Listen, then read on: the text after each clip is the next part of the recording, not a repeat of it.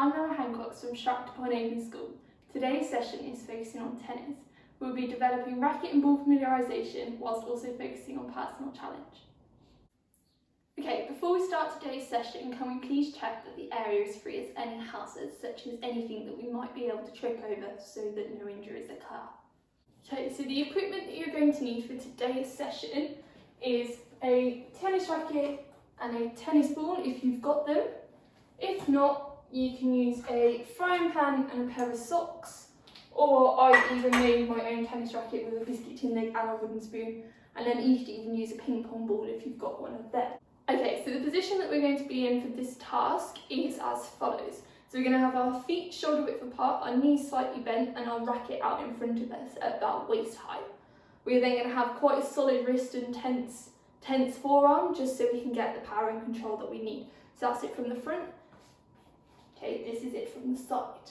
Okay, so what we're going to do is we're just going to grab our pair of socks and our frying pan, and we're just going to bounce the pair of socks on top of the frying pan. Like so.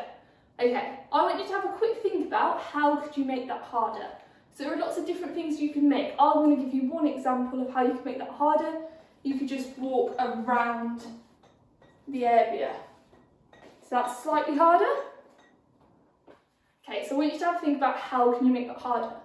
Your personal challenge for this is actually how many can I get? So how many can you get of bouncing the pair of socks on the rackets?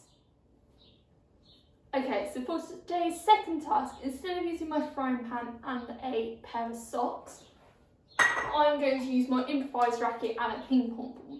So for your personal challenge, I want you to see if you can beat your score from the last task. So all you're going to do for this one, feet shoulder width apart, again, knees slightly bent, we're just going to bounce the ball on the floor, like so. Okay, so what I want you to think about is why are our feet shoulder width apart and why are our knees slightly bent? How does that help us to execute the skill?